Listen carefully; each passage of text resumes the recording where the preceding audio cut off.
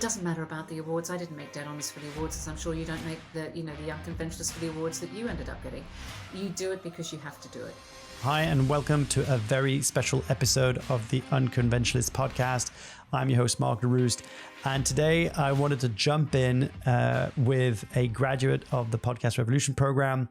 And I'm, of course, talking about Georgie Vestey, the host of Dead Honest podcast, who recently won the Best Interview category at the British Podcast Awards 2021. She took home gold, which is basically the Super Bowl of podcasting.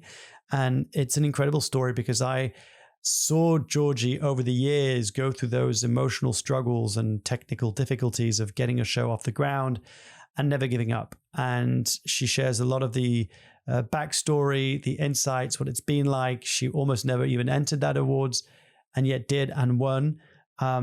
It's a celebration for independent podcasts out there around the world, the day that against the Goliath, who are taking on much bigger teams and who are having just as much, if not more of an impact as well. So really, it was an honor to sit down. We've been trying to make this happen on my behalf. I've been moving homes and all that crazy stuff that's been going on. More to give you as an update. But in the meantime, I really hope you get something out of it. And let us know, share us in the comment below, what was the one thing that really helped you in this conversation that maybe that is going to help you move forward, whether that's to write a book, launch a podcast, or create something to put out there in the world, put yourself out there.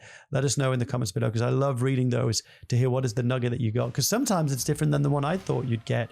And I always learn something. So hopefully we can learn from each other. So ladies and gentlemen, without further ado, I give you the one and only Georgie Vestey. Georgie, finally, thank you so much for making the time. I so appreciate you for being here. I know it's been a bit of an uptight schedule on my end. And where are you in the world right now? I am back in the UK. I'm back in the UK, yeah. So yeah. I'm very delighted to be, I have to say. I think I worked out I'd slept in 10 beds in the last 3 weeks. So it's just like, enough. Oh, wow. Okay, that's a lot of different beds. A lot of different beds. Yeah, lots of different beds. But look, I just want to say, first of all, thank you for accepting to jump on a conversation with me. I thought it'd be really helpful to capture, I think, your journey, because it's so interesting. I was trying to figure out, so when did we first meet? Like, how did it start? So I typed your name on my email, and correct me if I'm wrong, but I've got you down in 2017 for having downloaded like an audio guide. Is that unless someone's got the same name as you, which could be a coincidence? Well, that always can happen. That would probably be right. I think I did, and then I attended. In 2018. 2018, I attended a course with you, and then I think I attended another one, possibly a year later. Yes. Yeah. Yes. So in that case, in 2017, you would have attended a workshop, and then I remember seeing your name pop up again. You came back in February 2018. It was. Yeah. And we met up at the university, somewhere at the university. I forgot what it was, and where I was running a course. I remember seeing it. I was like, "Oh, you're back!" And you're like, "Yeah." And then you so I think this is actually a brilliant first question, right? Because what was the first initial drive to start a podcast? Because obviously this is back in 2017. We're now in 2021 at the time of recording this. Do you remember what originally sparked the curiosity around starting your own podcast? Yeah, it was actually, it wasn't just so much about podcasting. It was about wanting to record stories that I knew were not being heard. And podcasting at that time, and that actually predated that by about probably 8 years. I was working at that time in a coroner's office and working with a wonderful guy called John Merrick, who was one of the counsellors there. And he told me this extraordinary story of a relationship he had built up with the mother of a young girl who'd been murdered, he'd had to look after when she came into their jurisdiction. And I remember thinking, gosh, I wish people could hear this. And I did a series of interviews for a community station in Australia where I was living at the time. But I was always curious about the internet because of the subject matter that I focus on, which is around death. It has a pretty niche market. And I knew that if it was just going to be a radio audience for a particular station, it would be very small. But I knew that there was a bigger audience out there. And that's what led me to thinking, podcasting would give me the editorial independence to pitch and deliver the stories I want to deliver without editorial control. So that was a huge attraction. Sure. And a naivety of thinking, wow, how hard can this be? Hence the perennial student who showed up at one of your courses and then a year later showed up at another one of your courses. Yeah. So I want to speak to that, because I think that's such a brilliant illustration of the emotional journey that so many people are going to go through as they're experiencing this and thinking about, be it a project like a podcast or writing a book or what have you, right? Yeah. So your case, you've got this seed is planted. Like, I think this is a topic that I feel passionate about, but more importantly, I want to capture and share these stories, which is how the Unconventionalists started. I was hearing all these stories of people, and I was like, people need to hear these, right? Yeah. So you then download my guide, you attend my first workshop. So why did you not launch your podcast after the first workshop? And it could be my terrible teaching and my material. No, not at all. Not at all. I think it was two things, and these are quite common for, I'm what I call a procrastinating, I'm a procrastinator. I call myself a procrastinating perfectionist.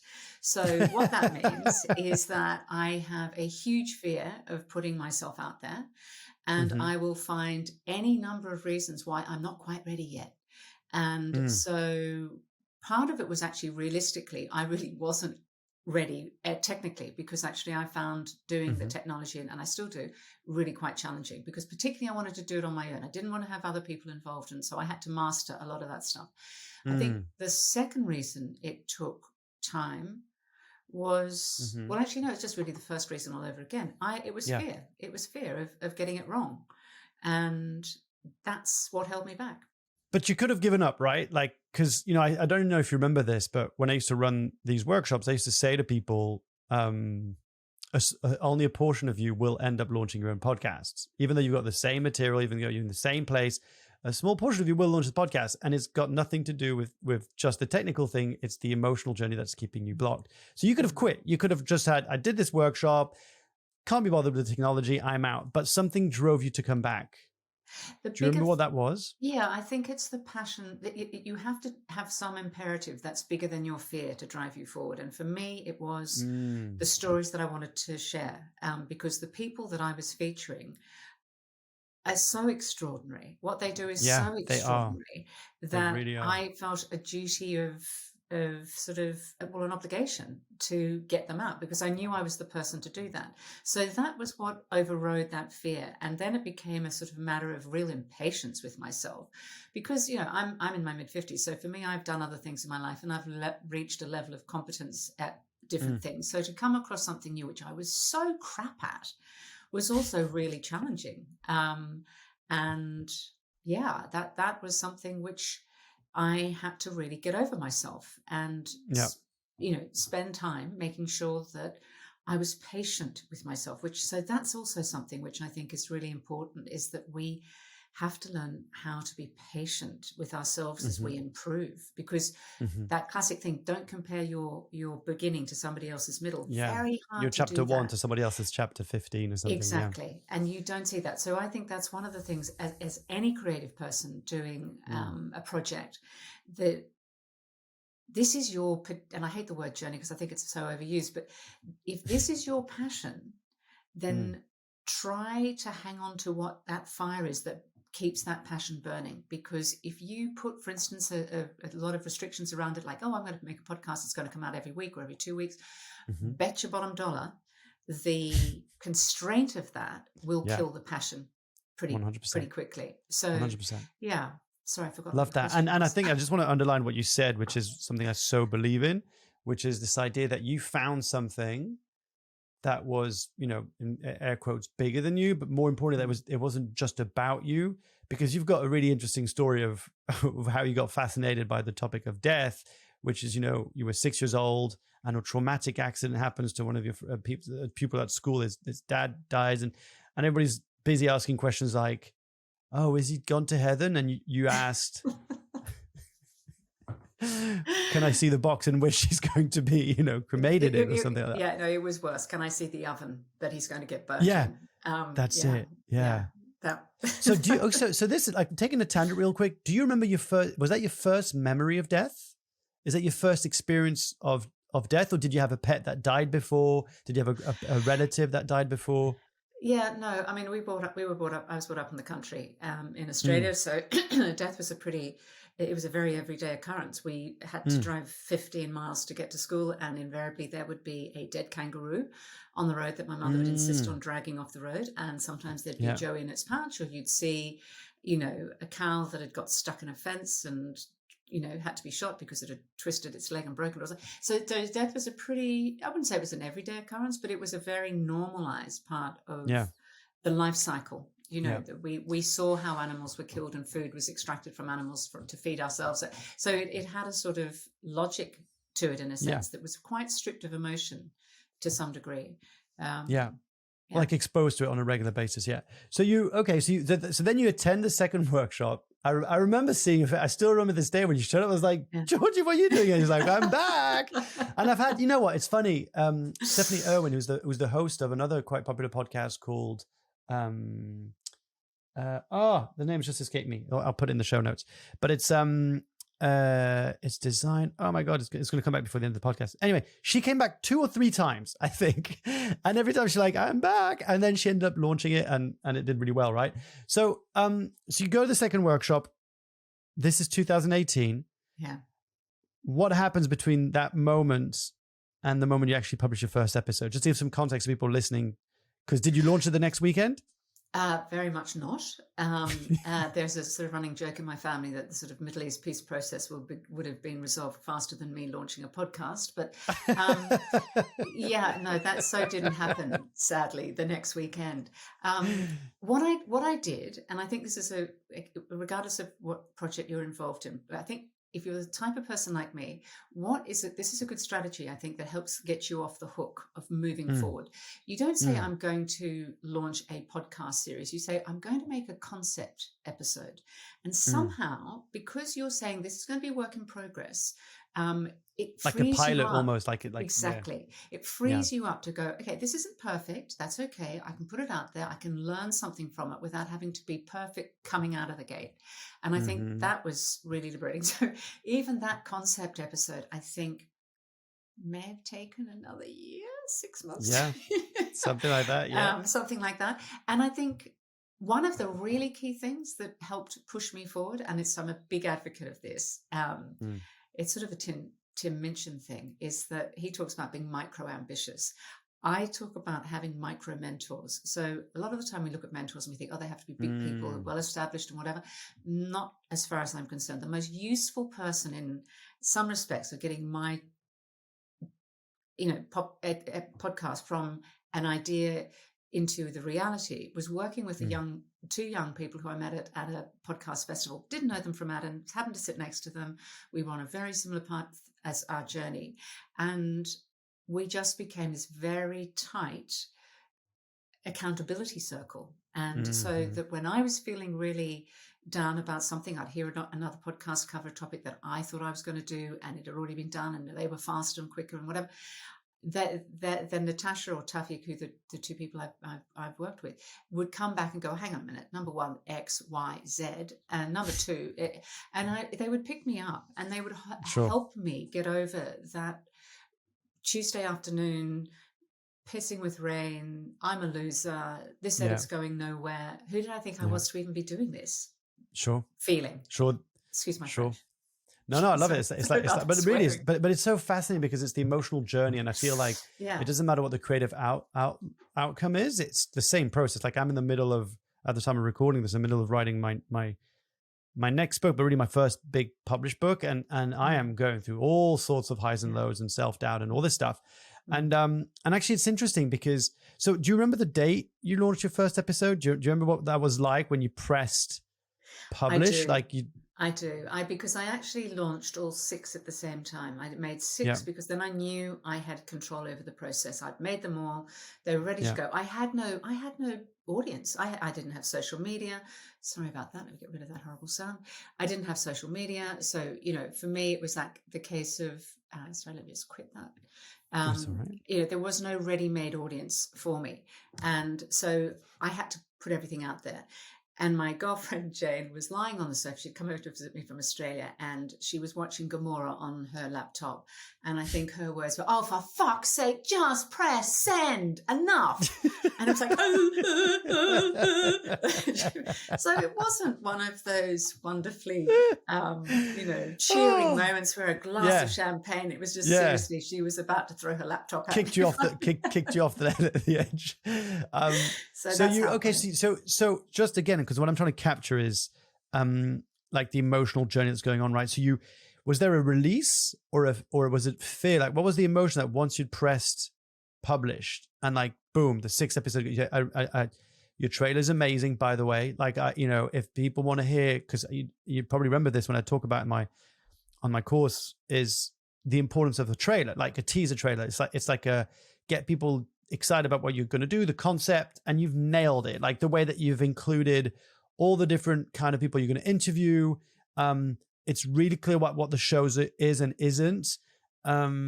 You put that out, and then you got your 6 episodes behind, so people can binge, right? And you actually say in a very, I think you've got an amazing grounded gentleness in your invitation to your audience to come and join you, because you'll be like, and if you want to subscribe, that's great. That'd be awesome. Great. Thank you. It's like, it's a very kind of neutral and natural. But what are you feeling when you're pressing send? Is it panic?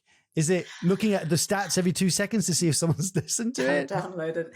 Well, no, I think by that point, I don't know. It's sometimes a bit like when you have a project you've sat on for so long, you're so fed up with yourself, you're so bored that it was like, oh, for God's sake, just be done, and I pushed it out there. And then because I'm so bad on social media, I'm so embarrassed to say this. But anyway, so I think it was also out on SoundCloud, and then suddenly somebody followed me, and it was this sort of ID that said ID 765432.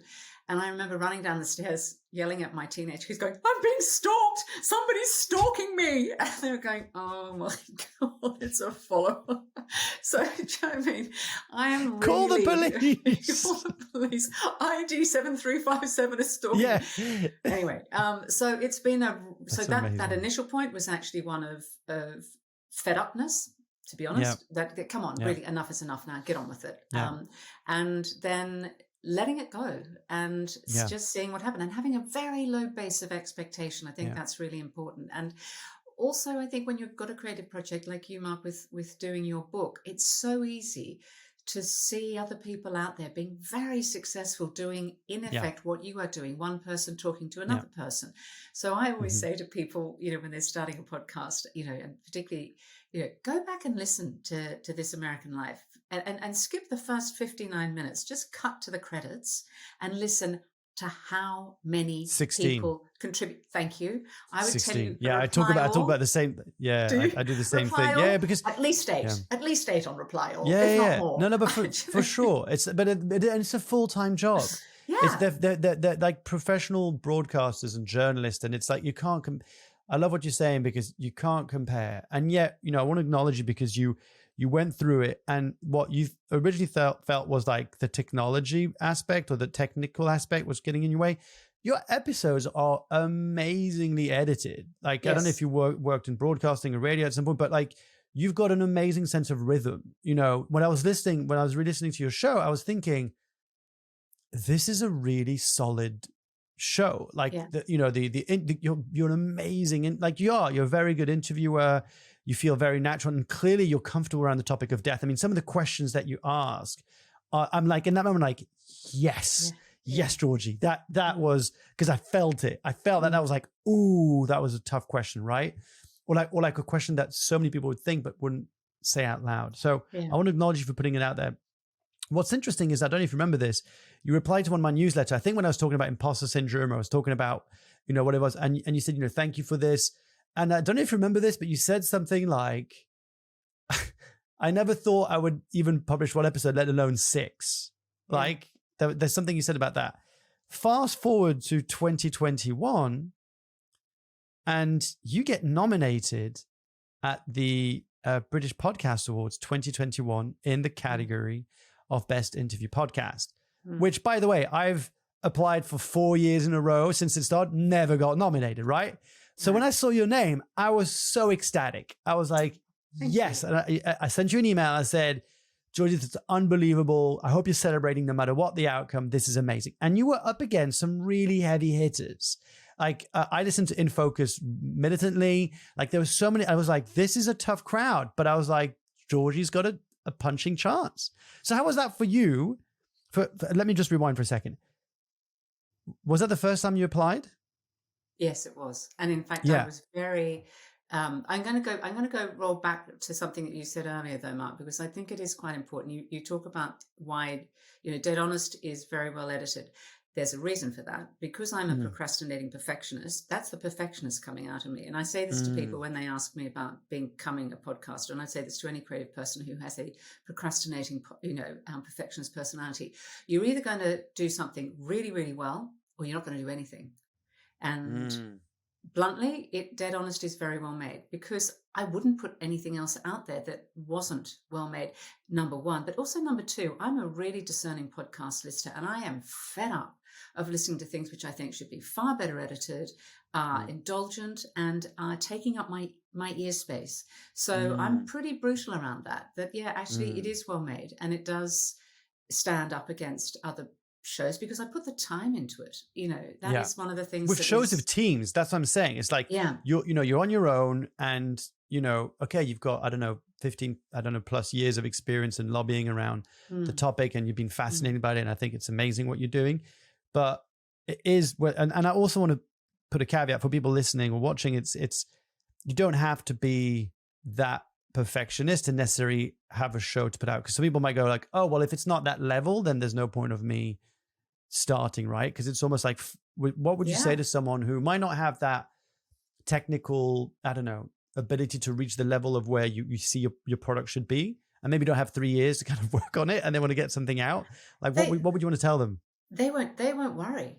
They will get out there and just do it because that's their personality. And hats off to them as well, because do you know what? They're prepared to learn as they go. They're prepared to put themselves out there and get better as they go on. That's not my personality. That's what I'm saying. It's a hindrance. That's why you end up going to 2 podcasting, classes in consecutive years, not just the one, and take another year to actually do anything with it. But so I would say it doesn't. If you have a real passion, though, that's what stands out. It's not about the technical side of things, but it is about having a real passion. And my favorite podcasts are not actually ones which you would probably have heard of, because they are made by individuals who are just communicating that passion so much more compellingly than a lot of produced material.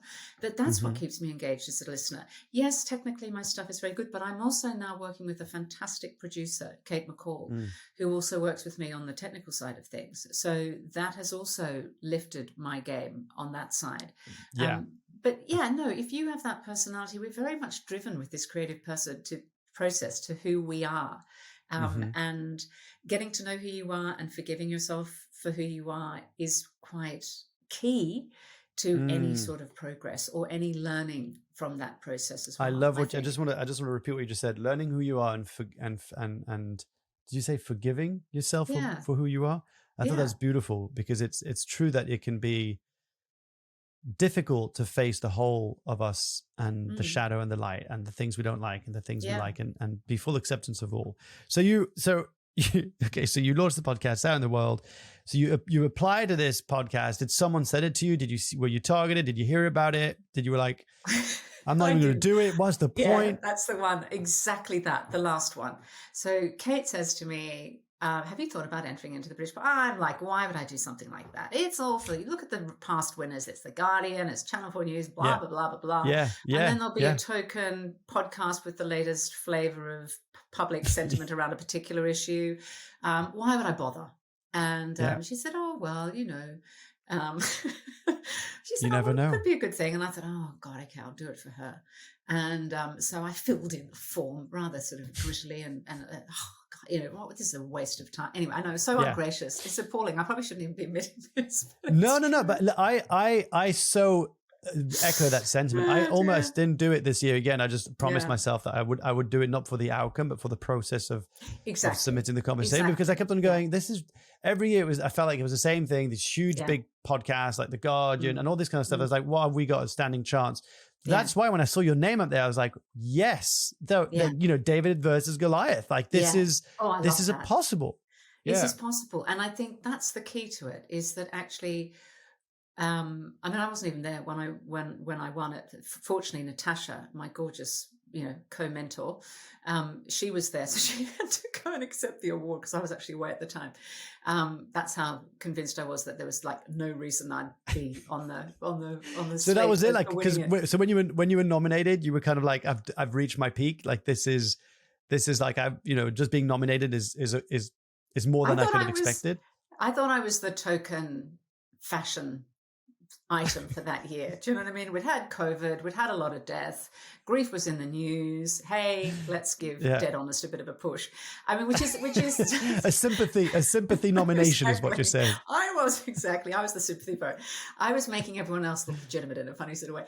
See, we do love indies. Look, there's a little indie. And And then one of the things that made me very proud of winning was, it gave exposure to the people who I interview, which is what I wanted to make Dead Honest for. They're unbelievable stories. I mean, I recommend everybody watching, listening to this, you've got to go and check out Dead Honest. I mean, I hope we've got a few minutes to talk about the topic of death as well, but it's amazing because these are people who, it's their everyday life. And for us, it's such a blip on our radar of like an extreme, it feels like an extreme example, but the normalization of, identifying bodies or taking pictures of newborns who are no longer alive, like all these people whose death is their everyday life, they are like everyday heroes in a way. And it sounds weird, like, but they've got these, and unsung heroes is actually the word I was looking for.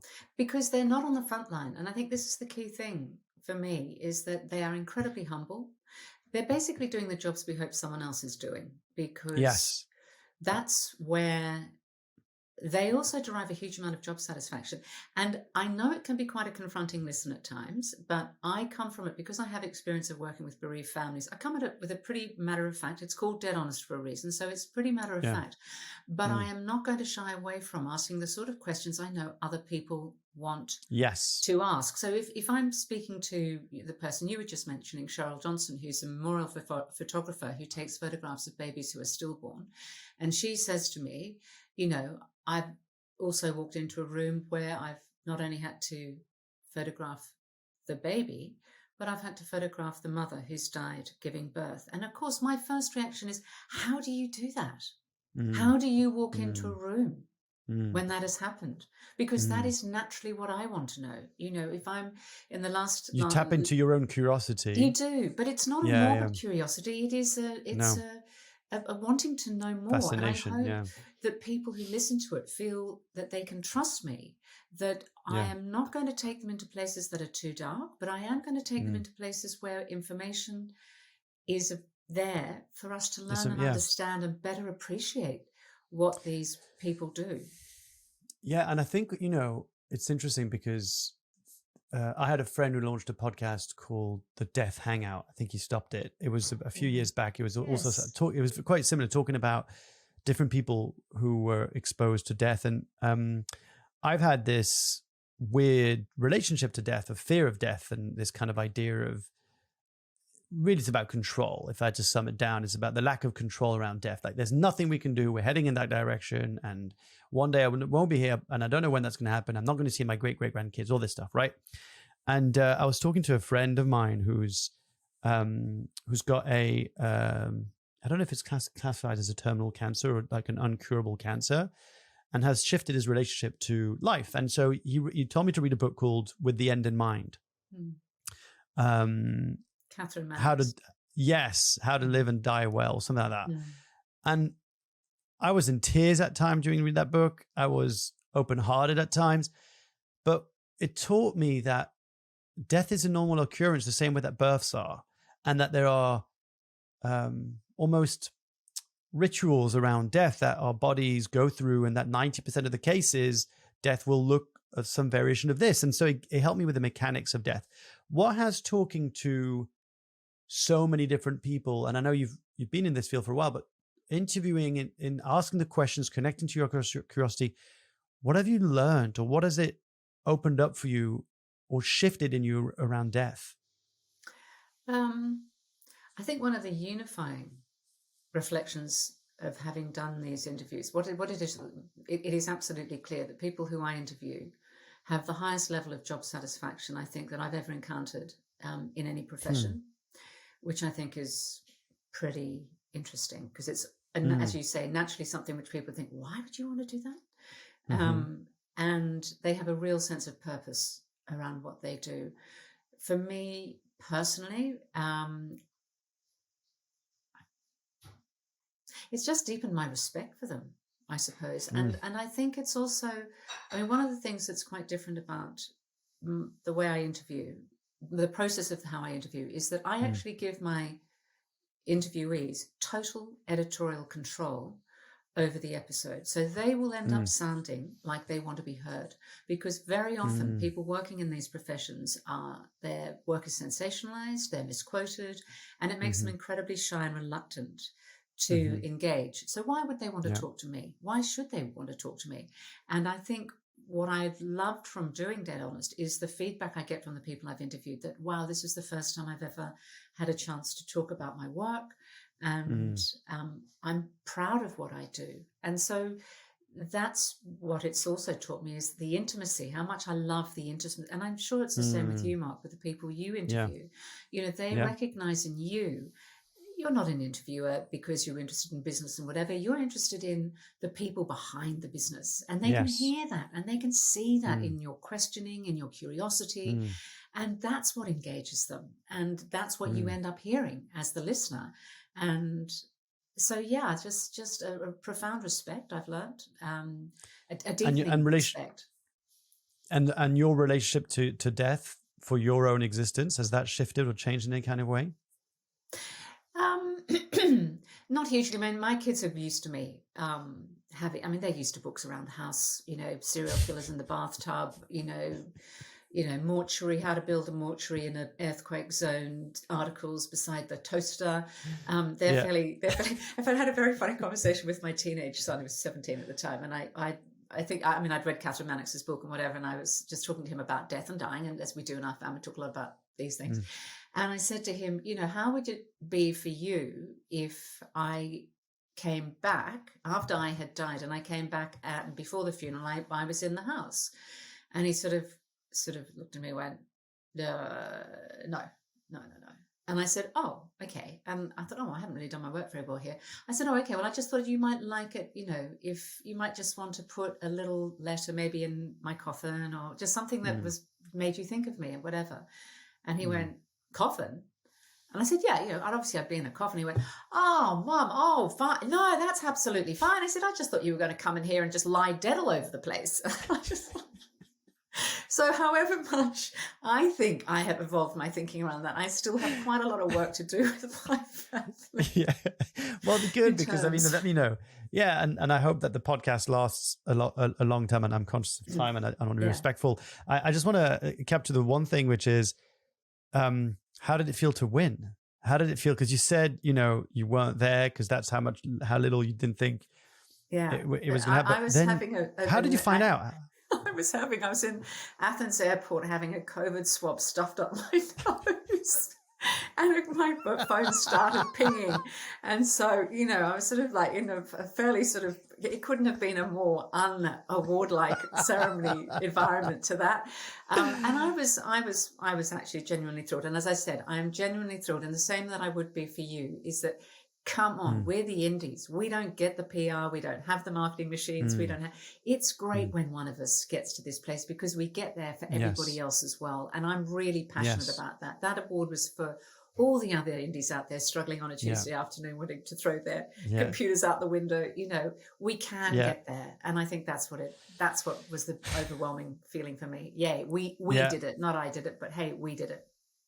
And congratulations. It's a very prestigious award, but more than that, it's an acknowledgement of your work, of course, and your dedication, but the stories you've shared and the people who you put a spotlight on, and that you shine a light and said they deserve a voice and they deserve to be heard too. One of my final questions I'll ask you is, if you could go back in time and to see a Georgie who's just finished the course, and who's about to enter this world of now we got to take action, what would you want to tell her? Part of me would be like, don't do it, run. You've no idea how bad this is going to. It's, again, it goes back to that really overworn word, passion. But without it, it's not going to succeed. It's not going to bring you joy. It's not going to get done. And if the work does get done without the passion, I would question whether it's work really worth doing. Yeah. So particularly as an independent, if you're lucky enough to be being paid by a big company and whatever, you're in a different category. But she wasn't so young actually.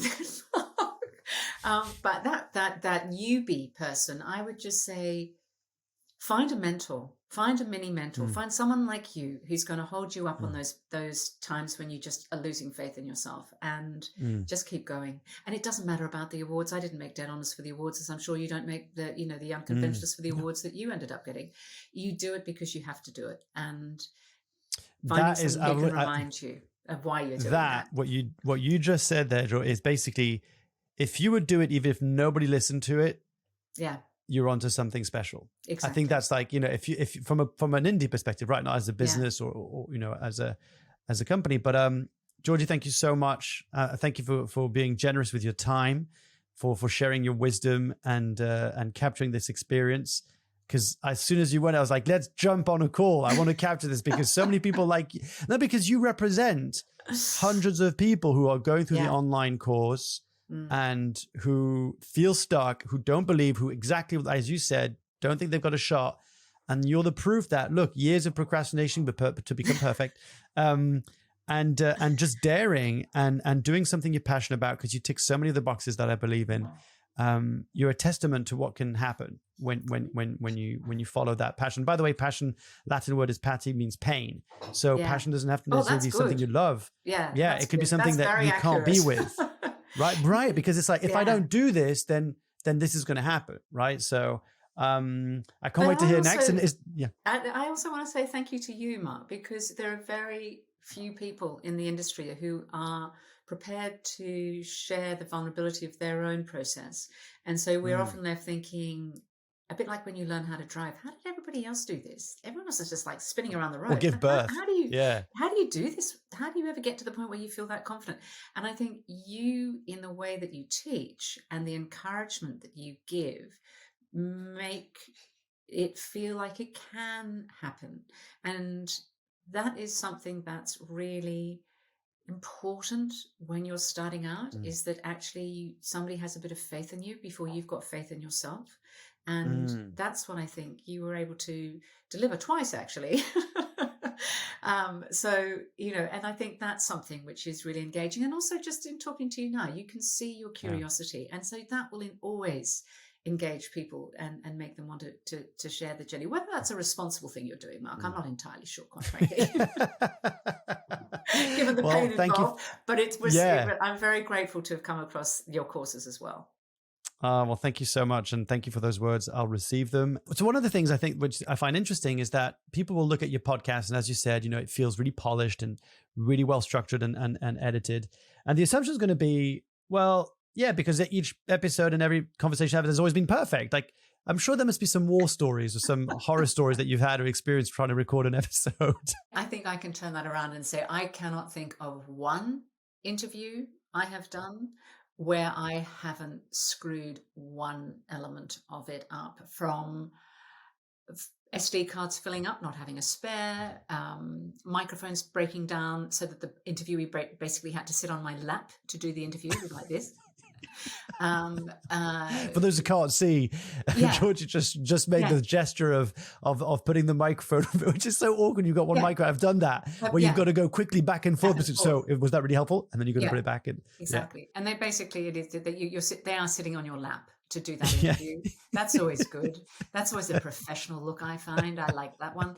I mean, the most recent interview was I was interviewing this chap, Robert Jensen, who fantastic guy, and it's the last episode.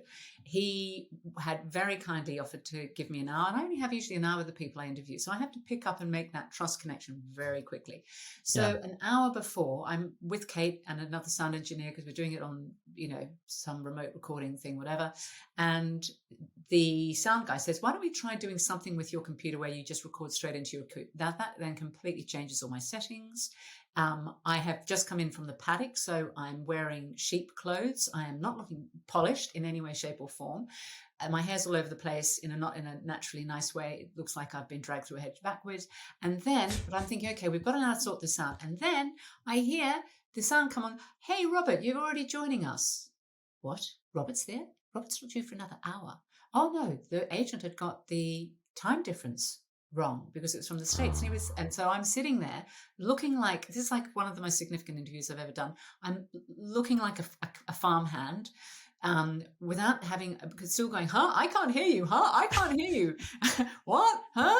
And you can hear in my voice, well, you can't because I actually ended up changing and re-recording my questions. But there's a tightness in my voice because I'm so paranoid that this is not recording. I can't see the levels. My recorder's not looking like it used to look because it's been changed by the other sound guy. There is, and that's it threw you off. It threw you off. Well, it did and it didn't because I've got a lot of practice with this, so it didn't really throw me off. But I would say to people who are starting out, you are hearing something which has a lot of editing that happens to it after it comes off the recorder. So, and just know that you can still end up winning an award and be completely incompetent when it comes to, not completely incompetent, but pretty freaking incompetent. I mean, yeah, it can happen. It's not a prerequisite to producing good work. That's what I would say. Forget the award. It's not a prerequisite to producing really good work because there is some work you can do in the edit. Don't freak out completely, but have a checklist. If you're doing it all yourself and you're thinking about your interviews, the questions and whatever, just having something where you go, tick, do I have extra batteries? Tick, do I have another SD card? Tick, do I have this? Is the microphone working? Is it in? And also when you start an interview and you're like, why can't I hear anything? Why can't I hear anything? And you suddenly realize you've plugged your microphone into the wrong channel. So just those sort of things that don't throw you off your stride. If you've got it written down, it can be hugely helpful, I think.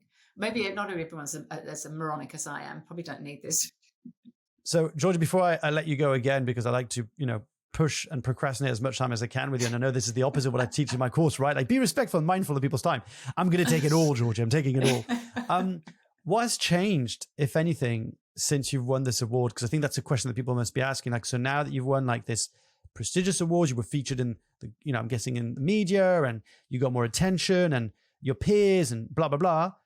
Has anything changed? I would love to say yes. I was just knocked down by people bashing on my door, desperate to interview this award-winning podcaster. But actually, the truth of it is no. And what was really helpful was before I won the award, when I was nominated, I actually got in touch with a PR person. And I said, maybe this is the time I should be doing some PR. And she said, listen, let me tell you win an award, really, it makes no difference. I was like, really? And actually, there's a lot of truth in that. So, yeah, I've had some. I tell you what, the biggest impact was the downloads. I've had a massive, and that's important to me. I couldn't care less about the media, to be perfectly honest. It's actually connecting with the listeners. The media is a function of getting people to hear more about the people I interview. So, again, don't think that if you win an award, suddenly all the world's going to open up to you. It won't, unless you're an incredibly skilled marketer or you've got a huge people behind, because what you've also got to remember is that the people you are up against, whether they came silver or bronze, like the Guardian or whoever, Channel 4 News or whoever was behind me, they've got big PR machines and they will make a bigger splash and get more recognition, even though you actually won the bigger award. So it's, again, another reason to go back to that point. You're not making it for that. You're making it because you can't not make it. And that's what I would push with that one. Well, thank you so much. And where can people find you? Like, if people want to hang out with your content more, is that they go to deadhonest.com? I mean, is there a... Just go to deadhonest.com. I mean, you'll find it on Spotify, Apple, blah, blah, blah, blah. Yeah. But actually, I love it when people go to the website because you get to read a little bit about the other things that, there are articles up there and whatever. But also you get to know a little bit more about the people who I'm interviewing, and there are now transcripts up on there as well. So if you're, hard of hearing and it doesn't feel very accessible, that's another way to be able to access the content. And so, yeah, come and contact me, get in touch. I love hearing from people. And that's what makes it worthwhile. I'm sure the same is true for you too. It's the personal connections that are really, really important to us. Yeah, love it. And you're going to hate me because I'm going to ask you one more question. I just realized I can't believe I didn't ask you this, and ask you everyone is, what does being unconventional mean to you? I wouldn't know how to do it any other way. I just, it's a misfortune that is a fortune, and it's a fortune that's a misfortune. And I'm delighted to think that you think that I'm that unconventional. That's a very kind spin on my process. But I'll take it. Thank you. Yes, I love being an unconventionalist. There you have it, folks. I hope you enjoyed my conversation with Georgie. You can go and check out her podcast at www.deadhonest.com. It is truly an incredible podcast. It's uncomfortable at times, but so needed. If you've been thinking about launching your podcast, but you haven't pulled the trigger yet, you can absolutely go and check out my online course. I'll put all the details in the show notes. I believe it's the podcastrevolution.com. And in the meantime, share what is your favorite podcast. If you host your own podcast, please let me know in the comments below. Share your podcast with us. And if you listen to podcasts, please do let us know what is your favorite podcast recommendations. It's always great to hear what other people are listening. I'll put some of mine in the show notes too. But on behalf of everyone at The Unconventionalists, congratulations, Georgie. Incredible achievement. You won the Super Bowl of Podcasting Awards, and it's so deserved. So can't wait to see how far you go. And to everybody else who's taken the Podcast Revolution program, keep going, because I can't wait to see your names flashing up there next to the gold signs and the awards that you'll be winning. But more than that, the lives that you'll keep on changing. So keep it up, keep that fire burning, and I'll see you next time.